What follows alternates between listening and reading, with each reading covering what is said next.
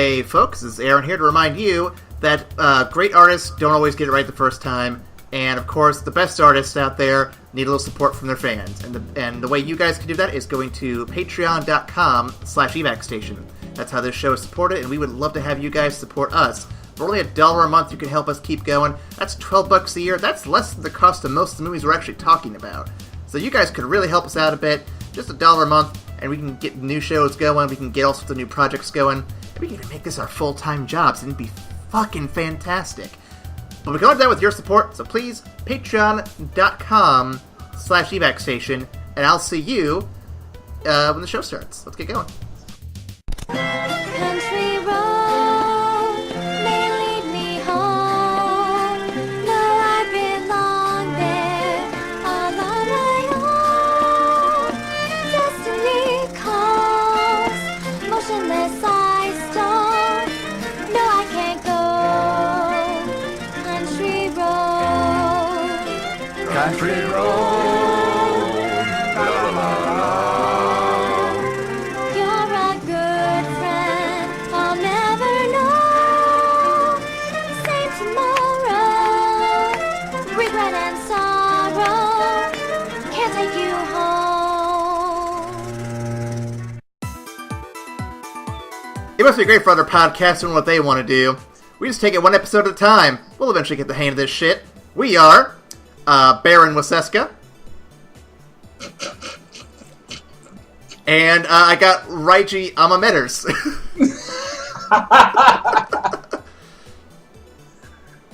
I love it. I absolutely love it. I think mine was like the easiest one I've had like in weeks. This is the best one. So guys, welcome to the After Credits show where we're talking about movies, and the intro song for this week was a rendition of Take Me Home, Country Roads. I'm sure if you guys watch the English version, you know exactly what I'm talking about. Ryan, I don't know if it was actually apparent in the Japanese version that they were doing Take Me Home, Country Roads over and over again, that movie. I caught that, you know, and I actually watched it. I actually watched the Japanese with the sub version, so Okay. I got that. Well, I wasn't sure. We watched the English version, and as soon as I heard the song and they brought the lyric with West Virginia, I'm like, what the fuck am I listening to here? I can't wait to talk about this more. It's gonna be fun. So, guys, we're talking about Whisper of the Heart. I have some fun things to say about this one, but before we get too deep into that, Brian, what you been watching? So this one's gonna be timely for us now, but when you guys hear it, it's gonna be late as fuck, so just forgive us. But I've watched something that I never thought I would ever see. Me too, Ryan! I imagine it's the exact same fucking thing. I think so. I mean, perhaps I'm just delusional. Perhaps I imagined it. But if you saw the same thing, then it must mean that there really was a DC movie trailer that didn't suck ass. Are Ryan, you kidding? I'll do you one better. There were 2 fucking DC trailers that actually weren't garbage. Mind blown. Mind fucking blown. Now, in all fairness, there was a DC TV show that looks absolute garbage, but everything else looked fine. We're not paying attention to the cheap shots. That's fine. It's garbage. I knew it was going to be garbage, and fuck it. It's done. It doesn't exist. But, goddamn, Aquaman and Shazam actually look like good movies. I am actually excited for those. We're gonna take 5 minutes to talk about these. These actually look... So, I've had low expectations for Aquaman since they said it was gonna happen. Don't get me wrong, James Wan's a good director. He's done some great stuff, but I was just like, man, you've done Saw and some other good horror flicks. You can't fucking make Aquaman. What are you thinking? Well, so when I saw that Jason Momoa was going to play Aquaman, no lie, I was excited. I was like, okay, Khal Drogo of the sea riding a shark. I'm down for that. If you can find a way to not fuck this up, I will be down for this. My problem, though, is he looks so much like Roman Reigns, I can't unsee it. Bruh. He doesn't look like Aquaman. He looks like a fucking WWE star. You know what, man? It's fine. It's fine. Granted, he does not look as garbage as some of the things we've seen from DC, like Doomsday or Zod, or a lot of things, honestly. But yeah, it's not Aquaman to me. He's more Aquaman than Henry Cavill is Superman in terms of acting, but in terms of visual look, he does not look like an Aquaman. I'm going to be picky about that. You know what? It's okay. It's okay. I know Aquaman is supposed to be like the kind of clean cut, like blonde/brunette dude with the chiseled jawline. But you know what? You want to give me a rugged, fucking, like Icelandic, like dude with crazy ass tattoos that looks like he could just rip you apart with his bare hands because he fucking could. Yes, I will accept this twist on Aquaman. Yes, sir. Now, in the trailer, there is one moment. You're going to know exactly what I'm talking about here when I say it. So there's a moment in this trailer that reminds me of a very, very familiar scene from the Harry Potter movie. Do you know which scene I'm talking about?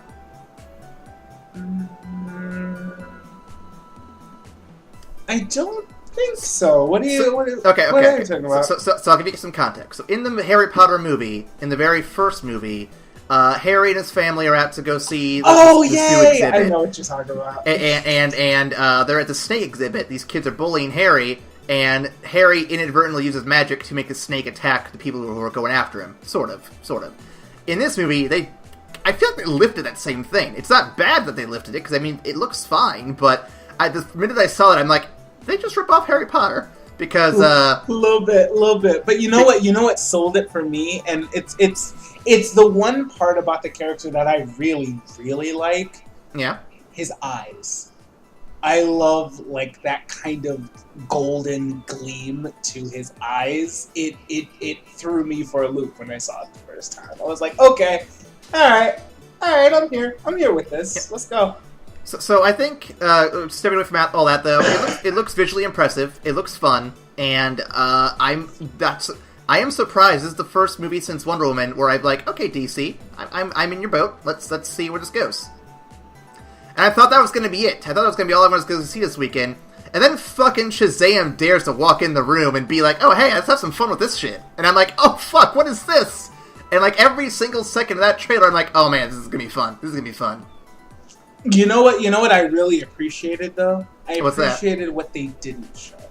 I appreciated that they gave you just enough of the movie to give you a general feel of the general feeling that they're going for. You know, yes. Like the fun, lighthearted. Yes, this is a big, swole-ass dude with, like, lightning powers given to him by an Egyptian wizard, but he's fucking 13, and he's goofy as fuck, and the movie is gonna be fun. I love that. I love seeing Jimon Honsu as a fucking crazy wizard with the lightning bolt on his chest. That's gonna be hilarious. I'm glad they didn't show The Rock at all. I know he's supposed That's to be exactly what I was getting to. I'm so glad they did not show Black Adam. It must have taken a lot of restraint to not put The Rock in the first trailer, but god damn it. So kudos to you. Kudos for holding it back. Here's my opinion on these trailers. You've shown enough to get us interested. Don't show any more unless it's absolutely necessary. I think you're going to get one more trailer for Aquaman, probably, I'm going to say mid-October, because it comes out in, December? So maybe actually beginning in November. Get that last month in there. Don't show us anything that is going to spoil anything. That's the biggest problem that Batman vs. Superman had, because if they had kept Wonder Woman a secret, if they kept Doomsday a secret, I'm not going to say it would have made it better, but it would have at least been like, oh, that's surprising. I didn't see that coming. So learn from your mistakes, DC. Do not tip your hand. Give it some time to breathe. And I think Shazam is perfect as is in form of a trailer. I think any more and you basically just spoil stuff. So I'd say leave it as is. I'd say if you have to do it, maybe the week of the release. Don't push anymore if you have to. I like it perfect as is. when is Shazam slated to come out? Oh man, I actually didn't look that up at all. I'm gonna look it up right now if you want to vamp real quick for me. Yeah, well, I'm just, like I said, I'm still just blown away at the quality of the, what the hell was that? So I'm excited, Ryan, because Shazam comes out the day before my birthday next year. Hey! I am hype as fuck, and it's a month after Captain Marvel. Oh my god. Alright, so next year is slating up to be really, really cool. But god damn it, you know what? If DC really comes out the gate and like actually starts putting out kick-ass movies, I'm gonna be excited. I'm gonna be happy for them. It'll be good to see them go above the low-ass bar that they've already set. You do realize this means that DC Takeover, when we get to it, is going to be a little longer than we planned originally. That's okay. That's alright. I'm just giving you the heads up on that, that's all. Hey, I'll spend more time on the movies if they're good. That's fair. Okay, before we move on, there's a couple of trailers that were worth talking about. Godzilla trailer looked pretty good. That did look interesting. That looked really interesting. There was a Titans trailer we're not going to discuss because, oh boy. Beast Boy looked fine. Beast Boy looked adequate for the 2 seconds he was on screen. What is that supposed to come out on? So DC has made a streaming platform of their own, ill-advised I would argue, and it's going to have stuff like this show, probably The Flash, certainly Young Justice. That's actually where it's supposed to be released. And this brings up a very important question, Ryan. Why the fuck would you release this Titans live-action edgelord garbage when Young Justice is a perfect sequel to the original Teen Titans show in every way, shape, and form?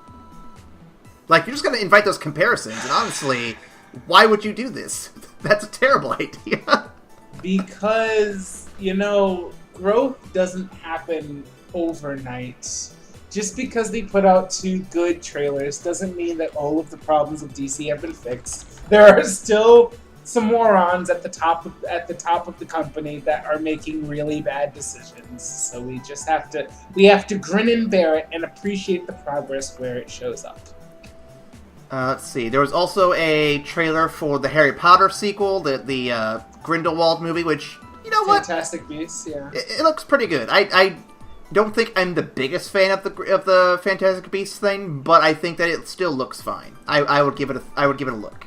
I need to see it again because the first time I saw it, I had a hard time hearing like a good portion of the dialogue, at least of the dialogue from the main character, and whether or not that was just because I was listening to a shitty copy or because Eddie Redmayne just was talking very, very, very low and very, very. He is a bit mumbly. He's a bit mumbly. Maybe. I'll have to check it out again, but when I saw it originally, I was digging it. So. I think I like the concept of the beasts more than the actual plot they ended up unfolding. And I just want to see Pokemon adventure, but with the Fantastic Beasts. Just want to see Harry Potter Pokemon training. Yeah, that'd be sick shit. And last trailer that I want to bring up before we move on is a trailer for the 3rd movie in a very unexpected trilogy, Glass. Yes! Oh my god! Yes! Absolutely! I'm so hyped for this. So I'm not the biggest M. Night Shyamalan fan. We'll get to that soon. We'll get to that very soon. But this is a very awkward, weird trailer. Not that it's bad. It's unexpected, and it's got a very jarring tone from what you would have expected after Split. Yeah! I'm super excited. I love the fact that they started the trailer with all 3 of them, like, in group therapy. And just, like, for a brief second, you have to wonder if the past 2 movies were just hallucinations. Oh, just real quick. Like, they play it up, so it's just like, no, these guys are actually fucking superhuman. And like, you haven't just been bamboozled for the past 2 movies. But for a brief instant, they make you doubt. And I love that shit. That was really well played. Oh, yeah. And I'm excited because, one, both the previous movies in this, I'm going to call it a trilogy for now, but both previous movies were fantastic. Unbreakable is probably my favorite of the what's his name again? Shyamalan movies. And Split is no slouch. I think Split is a perfect demonstration of McAvoy's acting to the nth degree. McAvoy carried. McAvoy literally picked up that movie with one hand and just took it all the way. Jesus Christ. I think Split might be my favorite. I haven't seen Unbreakable in a very long time. I wasn't the biggest fan of it, but I really enjoyed it when I saw it originally. So I have to watch it again to kind of refresh my mind. But Split is my favorite. It was The Village because I actually like The Village, but Split. I'm going to judge you harshly. Damn it! I like The Village. Granted, also I haven't seen The Village in a very long time, so maybe I'll do a Shyamalan watch. At least you didn't say The Happening. No, God! Oh! What? No! Don't rush to rewatch those, Ryan, because I guarantee you we'll rewatch them for this podcast soon enough. I'm very excited for that. Didn't he do Devil? Was that him? That's the elevator one, right? I think he did. Yeah, he did. Devil was good, and that's like Shyamalan is so fucking hit or miss. It's either Jesus Christ, this is garbage, or holy shit, what did I just watch? That was nuts. Well, let's be fair. It's either really good, it's really bad, or it's Avatar: The Last Airbender. Which defies all conception of bad movies. We do not reference The Last Airbender. Oh. Get ready, boys. That's going to happen. Just you wait. Just look. It's only for you. It's only for you that I would watch that shit again. It's only for you and the podcast, the fans who don't talk to us. God damn it. If I'm going to watch this garbage, you need to at least talk to me so we can bitch about it together, guys. Please. Yeah, if you want to send if you want to send letters to us or tweets or Facebook messages, be sure to send those and walk us off and tell us to step away from this ledge that is the Shyamalan movies we're going to try to do at some point. That will be so much fun. But yeah, I think we have really good trailers from San Diego Comic-Con, and that was what I was watching too, obviously, and yeah. I would say that in the absence of Marvel, with their big Infinity War nonsense, everyone else stepped up, and it was really good. Very good stuff. Yeah, it's good to see some competition come I'm very excited for that. Good competition, no less. I want to say that I'm a little disappointed that Miss Marvel hasn't gotten any kind of thing yet. I was hoping for at least a teaser at this point. We haven't gotten anything. I'm hoping before October hits we get something. Because that's right around the corner. We're getting really close to it. Yeah. Wait. When is Miss Marvel slated? Next summer? That is actually the beginning of March. What? Yeah, it is really close. Yeah, you're right. We should have gotten like a teaser at least. Like, I understand they want to keep the wraps up because Infinity War is still so new and it's going to spoil some stuff for it, probably. That's fair. You know what? That's very fair. I really just want to see like a teaser. Just show me the character flying. Just something little. That's all I want. Yeah, you're right. They're still giving Infinity Room a chance to breathe. No, I gotcha. That makes sense. That does make sense.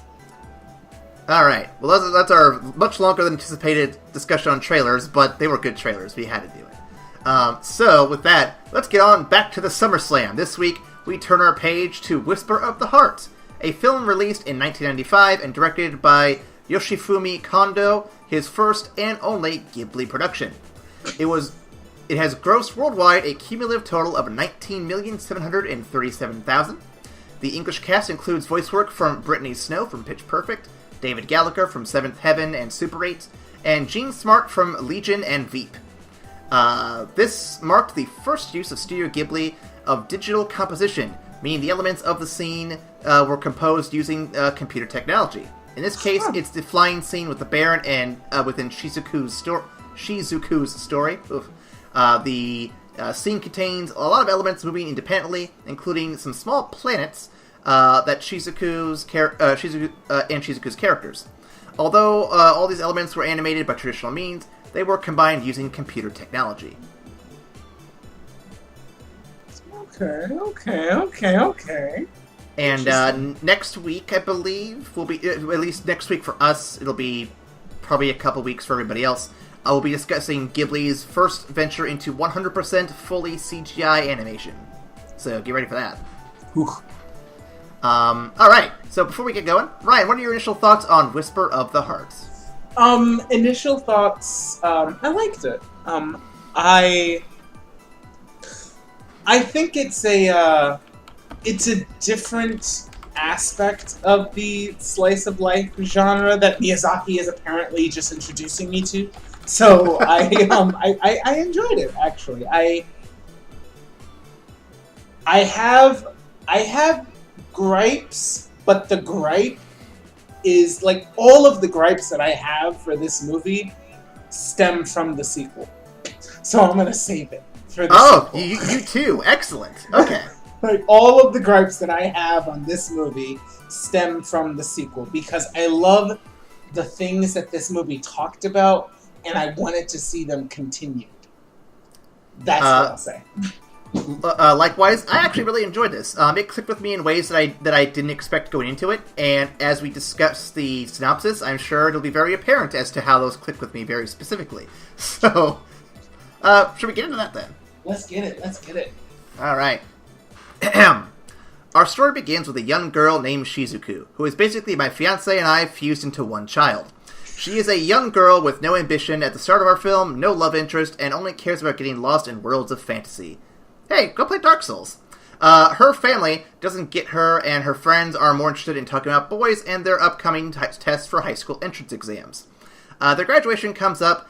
She is writing a cover of Take Me Home. For the classes sing a song to sing at their ceremony for graduation. As our story takes off, she notices a young man's name appearing in the book she checks out on the library card. A name, Seiji Amasawa. Coincidence? Probably, but to a young girl, impressionable middle school girl, that's basically fate right there. The plot begins when she leaves behind a newly checked out book and returns for it. Upon doing so, a young boy with a come-hither look is reading it. He says a smart-ass comment in regards to her writing skills and takes off, getting her cartoonishly mad. The next day, she happens upon an odd-looking cat who leads Shizuku to an old antique shop. The kindly owner, Mr. Nishi, shows her a really cool grandfather clock and a small statue of a cat in a suit. The hat is noticeably off his head, so not in the hat. When she leaves to meet her father, the same young man rushes to meet her, giving her the lunch for her father she left behind at the shop. Again, another smartass comment before he leaves. Clearly, he likes her. It's teasing. It's not sexual harassment. We're in the green, guys. We're in the green. Check your Twitters. Shizuku eventually learns this young man is at her school, but in a different class. He is the infamous Seiji Amasawa, who has purposely checked out books that she likes to read them before she does to get her to notice him. That's complicated. They jam out one afternoon when she's down in the dumps, and she falls for him pretty quick. But their timing kind of sucks because he's offered a 2-month leave to Italy to work on his crafting skills to make violins. Shizuku, at first, feels self-conscious as she hasn't really figured out what she wants to do with her life yet. And she doesn't want to be a burden for Seiji if they ever want to actually end up together. Girl, you're not even in high school yet. Just take a chill pill. Inspired by his passion, she follows her passion of writing and stories to make a book. She forgoes studying, barely eats, and cuts back on her sleep to get it done in the 2 months' time. Seiji's away. Seiji's away. It's about the cat statue in Mr. Nishi's shop, the Baron. We get a few cool scenes with computer-generated animation to show off this story. When she's done, she goes to Mr. Nishi, who likes it, but says it's a rough draft and needs more work before it can be called done. Shizuku, having done no research into the writing process, or with no understanding of what the a rough draft is, breaks down. Mr. Nishi pulls her back up and tells her that she has to work on her craft before she can expect it to actually be good at it. In the end, she realizes that she needs to go to high school anyway if she wants to be able to write more effectively and fulfill her dreams. Likewise, Seiji returns from Italy to see her, telling her that he's come to basically the same conclusion. They watch the sunrise, and he admits loving her and asks her to marry her seconds before the credits roll. While abrupt, at least this time we got an ending. That's very true. There was. So, with all that, Ryan, what did you think of that movie? So first and foremost, I did like it. I really enjoyed it. I mean, I'm coming to realize that Miyazaki films are almost always about either love or fantasy of some sort. But that's funny you mentioned that, because so I'm ahead in the movies right now, and I just finished watching Mononoke. I'm not going to talk about it in any more detail than this. But there's a love story in that, too, and you see it in so many of the works. And here's the cool thing, though. It doesn't really detract from the work like you can see in some of the more Western movies. No, not at all, not at all. Like when I say it all has it. Like it's a very, they're all a very naturally they all evolve naturally within the course of the story. None of it feels shoehorned in. But Yes. his works almost always have love, fantasy, and or environmentalist leanings. Quite often, yes. Right. So I really enjoyed this, but what I really enjoyed from this is that their love and admiration for each other made them want to be better. It made them want to improve themselves, which shows a really underemphasized aspect of a great and healthy relationship, because like a good relationship should make you want to be better than the one you were before all of this. Like the person you're with should inspire you to do better, should inspire you to do greater things, and this movie really fell on that. And so it, like, on top of having a really cute love story with these middle schoolers who are proposing to each other. Middle school, fucking stop. It really emphasized a very healthy aspect of their relationship, and I really, really appreciated that. Well, to speak to that, Ryan. So, it's been 2 years since we've been together, but so in our first year of the relationship with Amanda and myself, I don't remember specifically when during the first year. I want to say it was probably over that first. It was I think. When it was in my old apartment, but I don't remember exactly when. I want to say it was winter. Let's go with that. I was telling her that I was having struggles getting my book to the end for the first draft because I just kept getting distracted all the time. And then, so I left for work or whatever one day, and I come back, and she's left me all these little cute sticky notes everywhere. And the one that I have forced myself to keep, because it's the most meaningful one to me, is on my bulletin board right now, actually, that I'm looking at. And it literally just says, "No distractions, get back to work," and it has a little smiley face on it from her.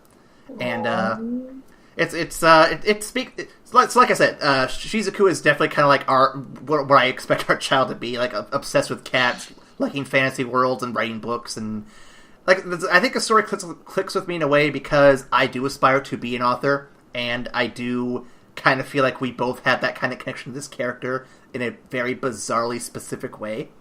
And so, yeah, I think that's why it worked. And I definitely think that, a healthy relationship is one where both people encourage the other to reach for some kind of goal. Because I would say the generation before us, that wasn't necessarily the case. A lot of them were more just like, let's do things. Oh, hey, we have a kid. Let's get married, I guess.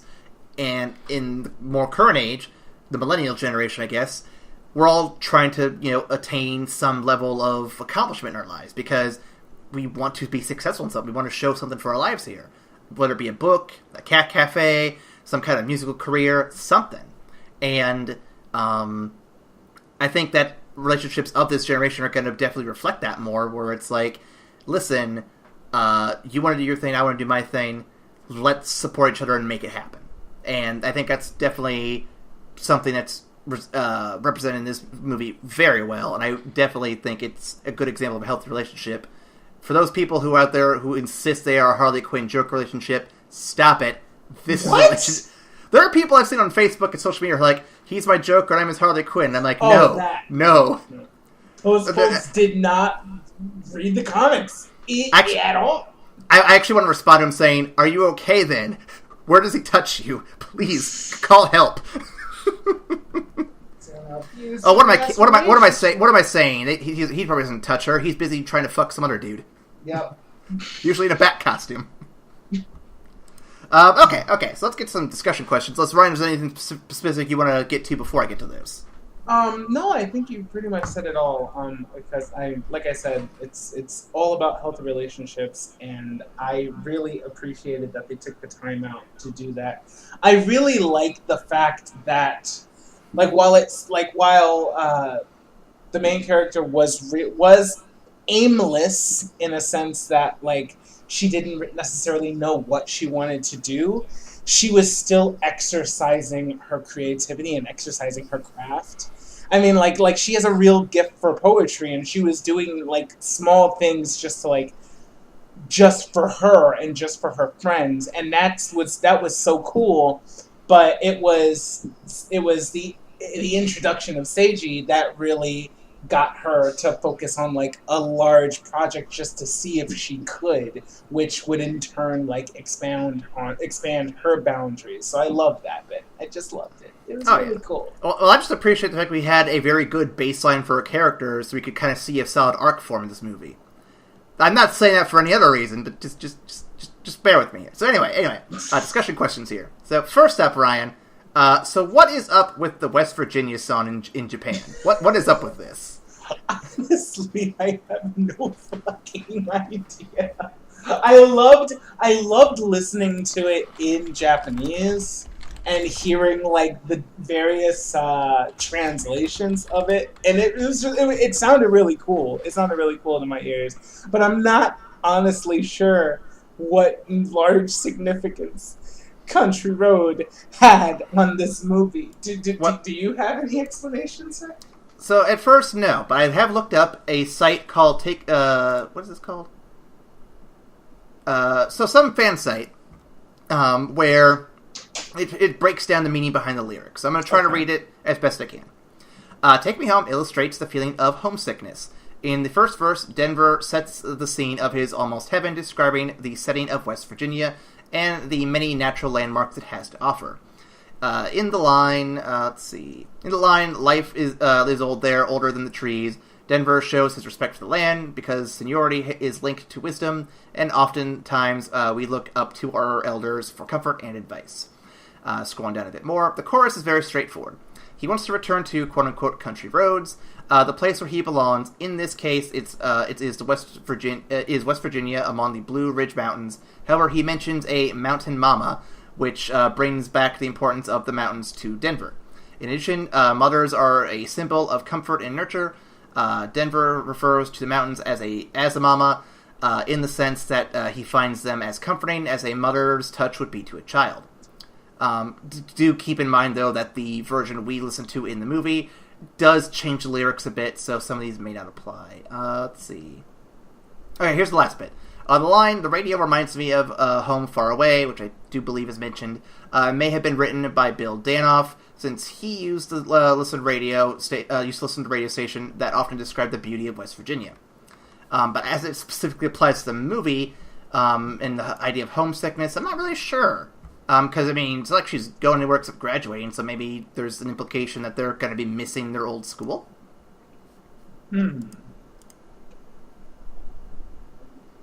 It does seem like a very strange song to pick unless you're, in an English class, a hardcore English class, but I don't know. It's interesting, because you don't really get messages of homesickness, in the story. If it focused more on Seiji's journey when he was in Italy, I could maybe see it, but that's not the case here.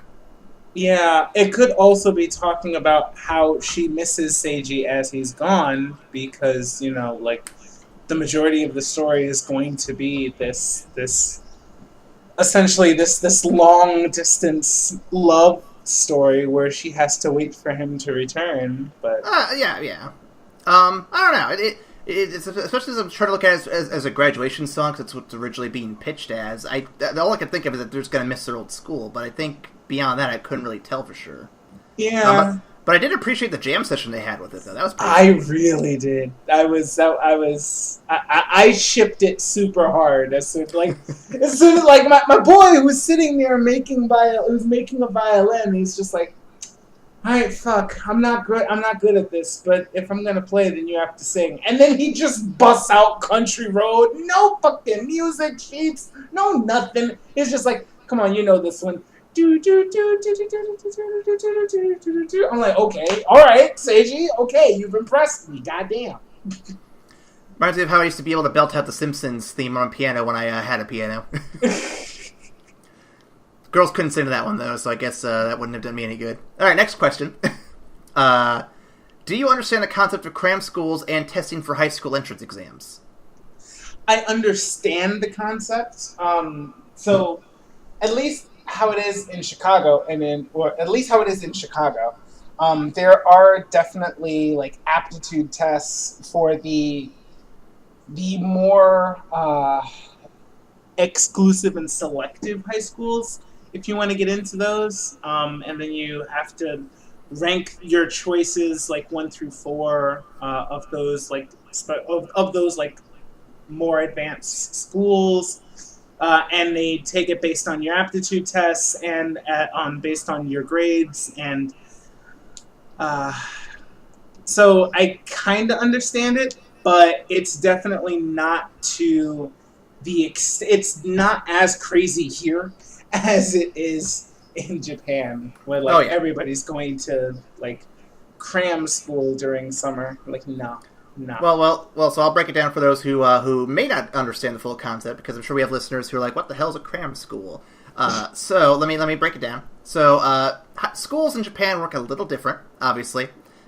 Basically, once you're in middle school, you're basically going into a specific high school that's going to gear you for college. It'll gear you for your career. And in some cases, high school just takes you straight to a career. It depends on where you go.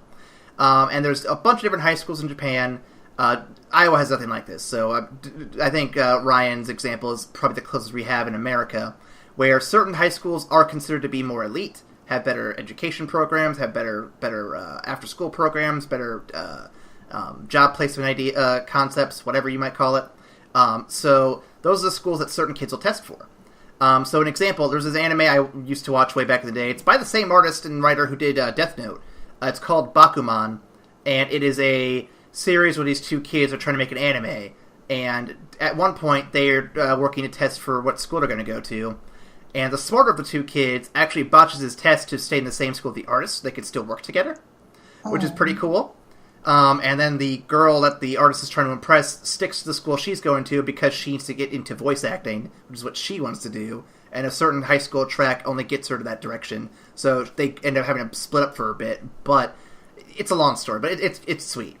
As for what cram schools are, so cram school is essentially kind of like summer school, except in Japan it's a lot more intense. The idea is basically a short cram, I guess is the best way to put it, of studying and test practicing to get yourself ready for those entrance exams, because there are people who do take them exceedingly seriously because they want to get that CEO job or that sweet programmer job or something.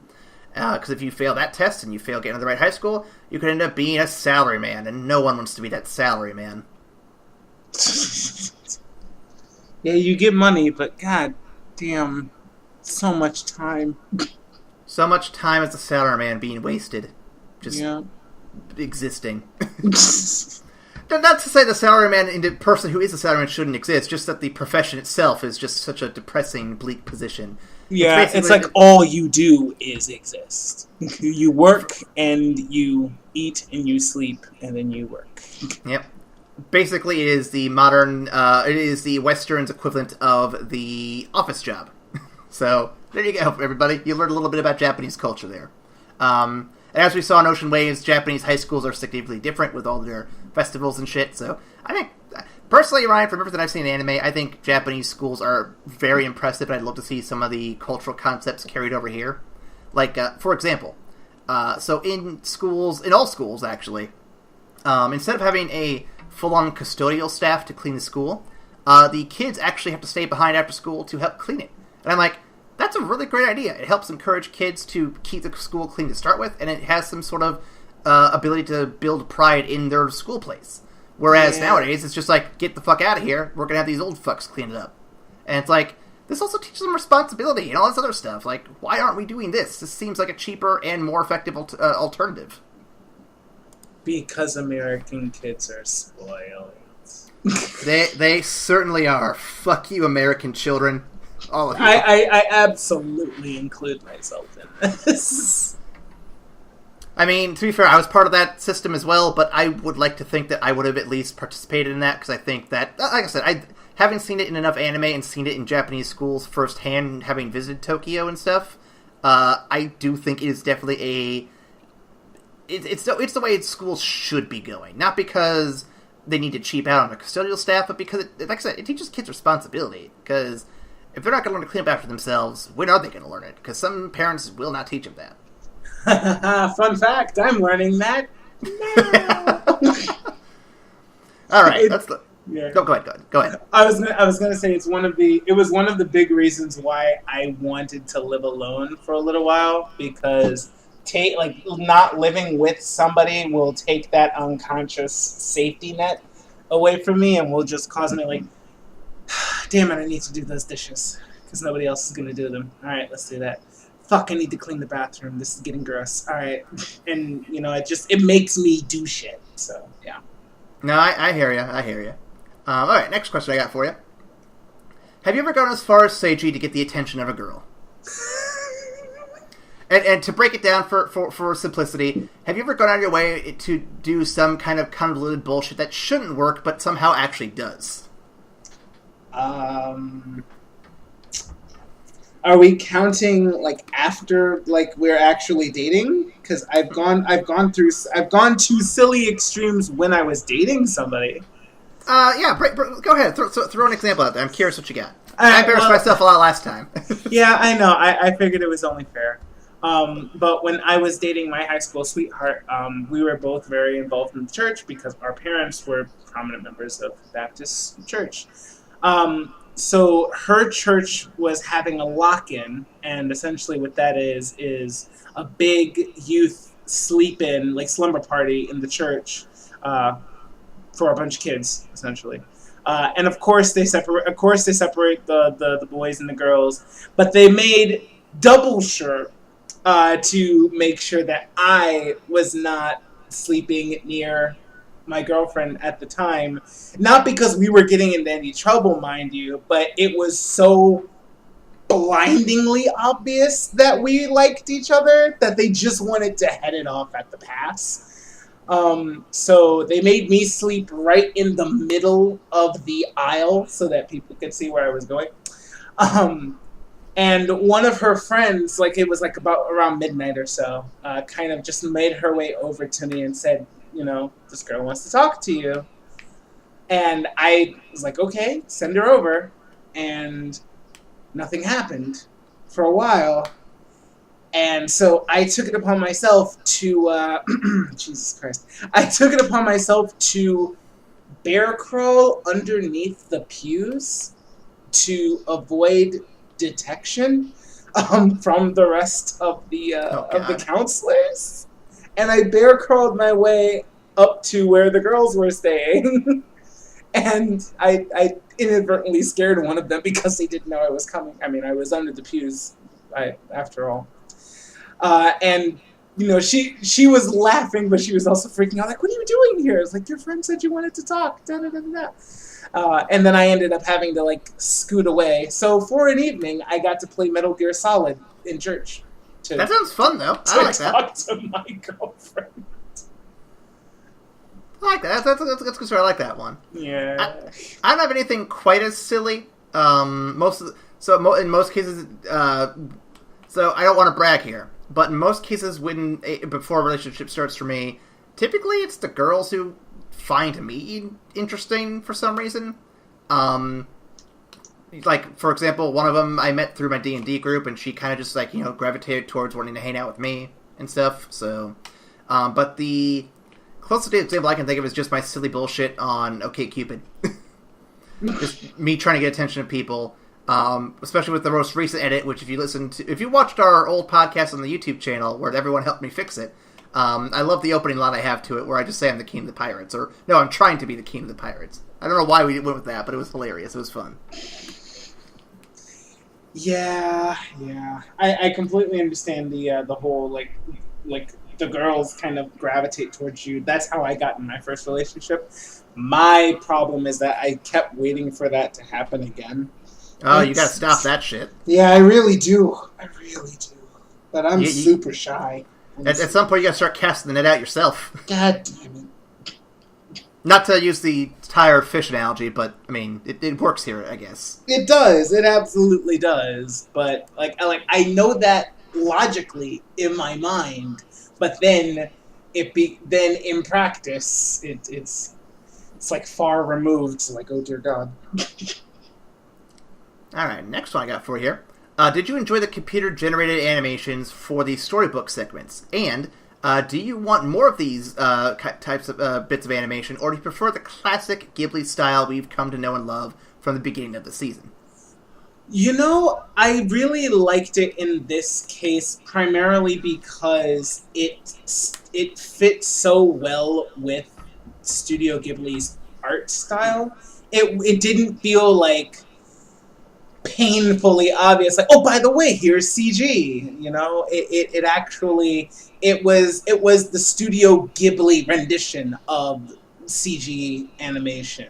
So I would definitely I could absolutely see that becoming like just a normal, a natural evolution of the Studio Ghibli art style. Yeah. Excellent, excellent. Let's see. For me personally, I think... So looking back at the old stuff, the best example I have is Nausicaa from the very beginning of the season, and I still love that animation. I think it's just a very specific nostalgia trigger for me. But we have one coming up here in a couple weeks, and actually we have a couple different movies coming up here in the next few weeks, with Spirited Away and with Mononoke, that show that they're still learning and growing with their animation style. And looking ahead at the end of the season, we got some pretty baller stuff coming. So I think that this style, this blend here, is solid, and I think it's only going to get better. So I'm excited to see where it goes, but I do think the old style is not bad by any means. I think that this is just a gradual evolution, and it looks really good, and it's transitioning very well. Yeah, absolutely. All right, I have three more here for you. What rough draft and or first try experience do you remember, and what were the results and your reactions to it? Man, rough drafts. Shit. I will share mine real quick because Yeah, go ahead. So I've written and created stuff all for pretty much my whole life. Even when I was a child, I would make my own little workbooks for like dinosaurs and Pokemon. I even made my own Digimon cards because I didn't want to buy them all, but I wanted to draw them all and be like, oh hey, look, it's my little Agumon card, and it's just a fucking shitty drawing of like a dinosaur-looking thing with the name Agumon slapped on it.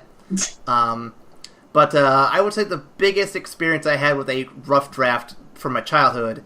So I was really into Pokemon as I am now, but I was into it pretty much way back when. And I wanted to make a board game for Pokemon. Now, as a... Fuck, was I actually 10 years old at this time? As a 10-year-old, I didn't understand the concept of game design. I was so out of my element here. But I'm like, you know what? It shouldn't be that hard. I'll just model off something I've already played and kind of tweak it a bit. So I think I maybe modeled off Candyland or something very simple just to kind of at least get the basics going. And the name of the game was to literally collect Pokemon and fight gyms on a board game. And so I tried it out. I think I actually convinced my mom and or dad to play it with me to at least see if I could get it to work. They had no idea what the fuck was going on when we were playing this shit. And I'm sitting here like, how do I explain this to them? I don't even know what I'm doing anymore. By the end of it, I had to scrap the whole thing because I had no idea what the fuck was going on. I'm like, yep, I'm done with this one. Moving on. Since then, I have learned way better techniques on game design, and I wish I had stuck with that a little bit more because I probably could have polished into something really good. But I was 10, and I was like, I don't know what I'm doing. I'm just throwing things on here that sound cool.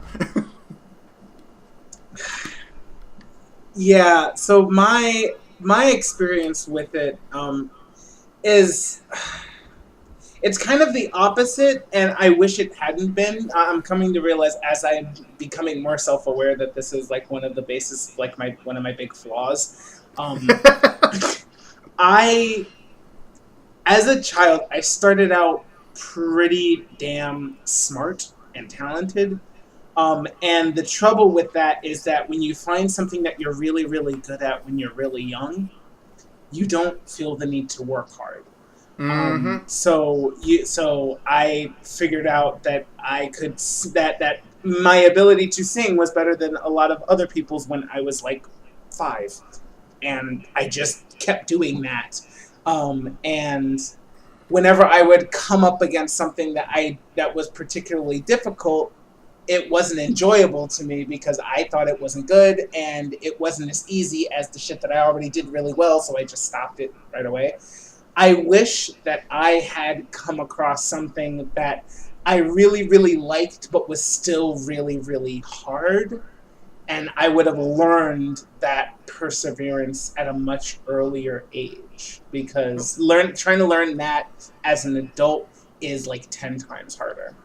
What you're saying is you needed a Dark Souls when you were younger to teach you how to persevere through challenges. Yes. Yes, that is exactly what I'm saying. Just a heads up, everybody, this podcast is brought to you by Dark Souls. It challenges you and makes you it makes you more of a person than you need to be. It makes you a better human being. Dark Souls, go play it today. Okay. Let's see, I got 2 more questions here. Do you think Shizuku was in over her head for the line of work she jumped in for, and do you think she'll stick with it after high school? I think... Man, I don't know. I wish the next movie answered this question a bit better for us. Oh, go on. Man, don't. Look, okay. I personally really applaud that she just like straight out said, "I'm gonna write a novel," and it's just like, oh shit, wait, girl, you're like 12. What do you mean you're gonna write a novel? But it's not. But what I appreciated about it was that she was really serious about it. She was really dedicated to it. She didn't just set out and say, okay, well, I'm gonna just write, and then in an afternoon I'll have a novel. No, she actually went and researched a bunch of shit. She actually put in the work and the time and the effort, and she pushed herself to create this story. So do I think she was in over her head? I will actually say no, because we didn't get a scene where she was writing and it's just like, oh shit, this is a lot of work. Oh boy. I mean, she had already...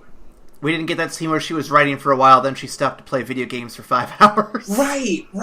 And I think it was so important to establish her character as somebody who genuinely enjoys writing before she started before she started writing the book. You showed her her spare time, her joy, her relaxation was finding books and just reading them just to read them, or writing different poems and translations for American songs for her friends to sing during graduation. She was already really into her craft, and the book was just the first real concentrated effort of it. So I wouldn't say she was in over her head, because she gave it the attention it deserved almost from the beginning. That's fair. I don't think she's in over her head either. I mean, NaNoWriMo exists for a reason. Mm-hmm. National Novel Writing Month. I mean, people can do it in a month or 2 months. She had double the time. She had plenty of time to do it. It's fine. I would say my complaint is that she was in over her head a little bit by not looking up what the writing process entails. Not knowing the rough draft process, not knowing how publication works, not knowing any of that stuff. And I'm not saying that you can't just start writing and enjoy it and not do it, and you have to not doing that misses out the whole point. But her disappointment at the end of it, to me, kind of shows that she didn't learn as much as she needed to fully understand what she was jumping into. Which is fair. She's a middle schooler. I mean, you're not going to know everything from day one. But I do think that it's amazing how much research she did on everything for her story, but not the actual writing process of the story. I thought that was kind of... It was cute. It was funny, and I enjoyed that a bit.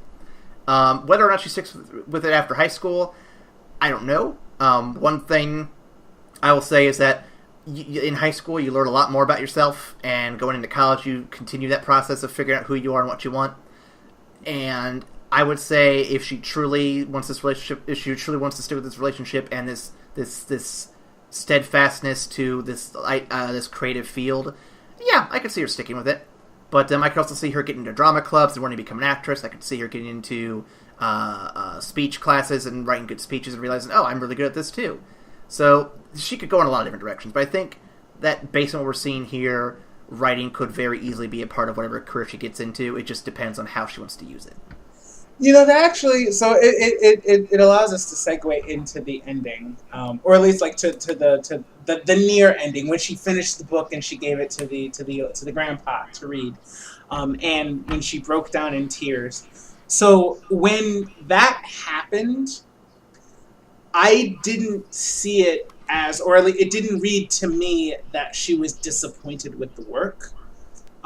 What I guess the way it came off to me was that it was almost like it was the emotional equivalent of her finally like setting this burden down, because she had put herself through so much and she had finished it and she got to the end of it and she was like super critical of her own work. And I thought that she did end up learning the lesson that, like, it's not going to be perfect the first time, but she put so much of her hard work into it. That's why she said that she learned that wanting it isn't enough. Like, she has to actually, like, put the effort in. And she did it. I meant more in the sense she didn't learn that during the process. She learned it after the fact, after she talked with Nishi and discussed the whole thing in more detail, but that's something I feel like she could have picked up during the actual creative process and during her research, is what I meant. That's fair. But then again, she was 12. So... No, I did clarify that too. She is 12, so... So, like, I definitely... I appreciated the arc. I appreciated that she had so much, like, resilience to actually, like, attempt and finish a novel. And then was able to, really grow as a person from that process. Like, and it took a lot out of her. It took a lot of emotional and mental, like, anguish, and it took a lot out of her schoolwork and her family worried about what she was doing, and like not like paying attention to school. But she did it. She pushed herself. She learned a lot about herself, and I would have absolutely loved to have seen a grown version of her. I mean. Oh, we'll get to that. Yeah. But no, I think that's why I click with this movie super hard, is because I have been writing stuff since fucking forever, and I respect the creative process, and I don't know, just seeing a character go through a lot of the same shit I kind of went through, but in fast forward, I like it. I appreciate it, and I think this is a movie that clicks with me super hard. And the fact she's also cat obsessed helped make Amanda enjoy it a lot more when she watched it with me. So it was fun. It was a good time. Okay, last question in the discussion here, Ryan. That's not a question, but a challenge. Are you ready? Oh boy. So this podcast has not come out for a while. According to my chart, let's see, Mononoke. Nope. Whisper of the Heart. Here we go. It comes out September 5th, so the beginning of September. We are going to be recording this, for those listening, we're recording this at the end of July, basically beginning of August. I'm going to give you 2 months, Ryan. So basically when we start putting out our Halloween shit, 2 months. What is one dream or goal you want to accomplish in those 2 months, and we can check back on it in those 2 months? Doesn't have to be anything huge, just something that you think that 2 months, I can get that done. Let's do it. I want to learn how to play a song on guitar. All right. Yeah. Would it be cheating if I picked finish my damn book in 2 months? No, that's not cheating. Okay. So in 2 months, we'll check back to see if I finish my damn book and Ryan learns the guitar. A song on the guitar. There's no way I'm going to master the fucking instrument in 2 months. No. I'm not saying master. I'm just saying, get the basics, learn the song, all that stuff. Yeah. Any particular song you'd be interested in trying to learn first, or do you want to do like a hot cross buns kind of thing?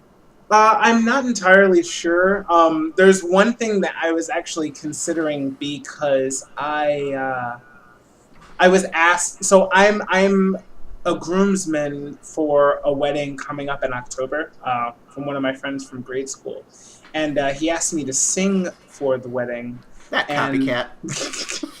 I'm trying to. I'm helping him pick a couple of songs, but they're definitely into like the kind of folk / rock genre. So I've been trying to find like a good like guitar ballad for them that they could have somebody sing, but that they could have somebody play with me.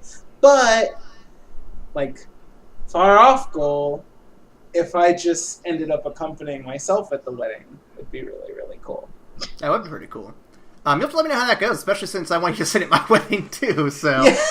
I've definitely invested in this. You can, I'm interested to hear this too. I'm looking forward to this. This will be good. This will be good. Yeah. And the timing of this works out really well. Okay. Yeah, I've got my friend Charlie's wedding in October. I've got your wedding, and I've got another wedding next year as well. Lord have mercy. All right.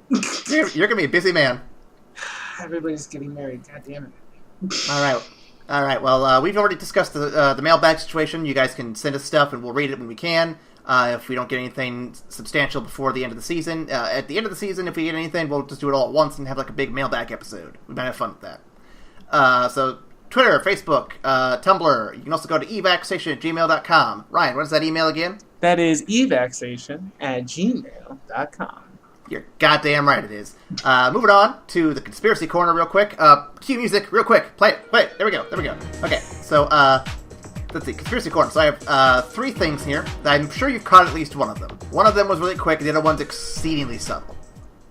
So in Shizuku's room, she has a little witch on her in her room that's like a decoration. And according to what I've seen, this is supposed to be a subtle reference to Kiki from Kiki's Delivery Service. Oh, I missed Witch. that one. Oh, that's cool. Next up, in the library, there's actually a book with the title Totoro. Really? Yep, you can look at the spine and it'll say Totoro on it. I'm like, oh, that's cute. I actually saw that one. I actually paid attention to that one. So. Damn. All right. And this next one, I think you might have caught, the grandfather clock. Yep, that one I got. Yep, it has Porco Rosso printed on it, meaning either it may have belonged to the pilot or it was made by him. We don't know, but it's the guy's name on it. That's all we know. Yep. Porco Rosso seems to be throwing in a lot of these for references, just for really cheap, quick ones. It's weird. Just real fast. It's fine. It's fine. But I like the Totoro book. It's really good. All right, so we're at an hour and 2 minutes at the time of recording. Do you want me to skip the trivia and go straight to our critique / review? Yeah, let's do it. All right, this is the second time I had to skip trivia. We get into deep conversations on this. It's something about Miyazaki, man. It's something about Studio Ghibli. Hey, I ain't complaining.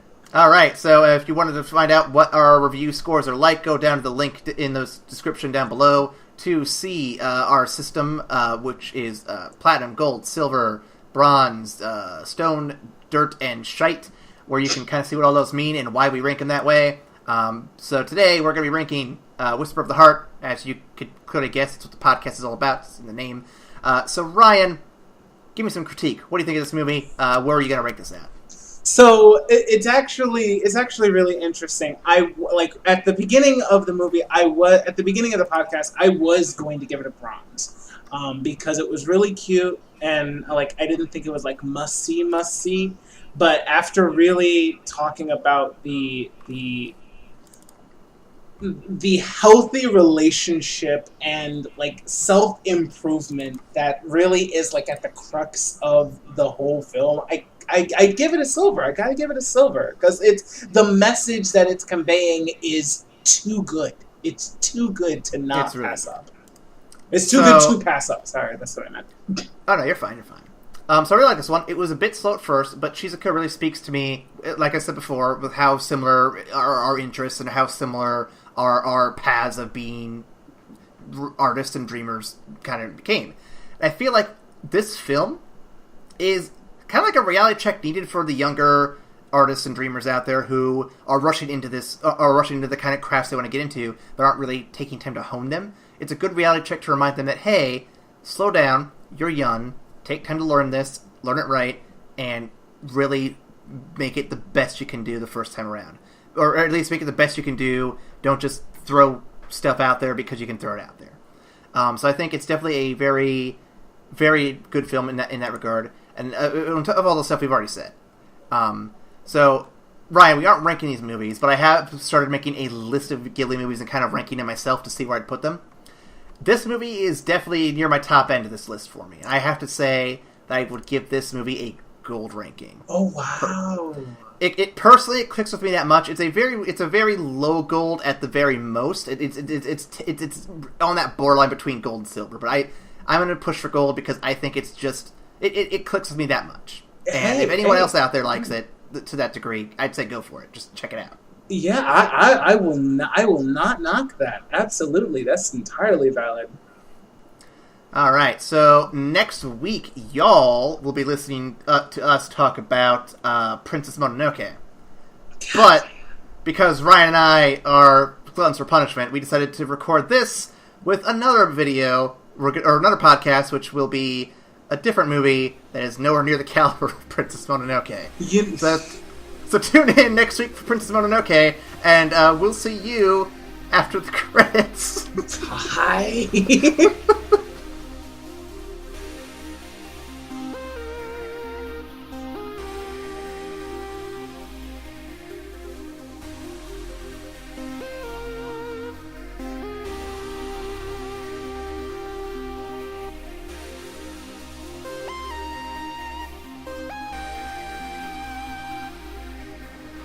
I love how you almost threw the ending in there. Almost. And I'll see you before the show starts. What? Shit. I forgot what I said last time at the intro, and so I had to stop and like, oh shit, what did I say? Fuck it. Improv. Go. Oh, Lord. Alright, here we go. Intro, here we go.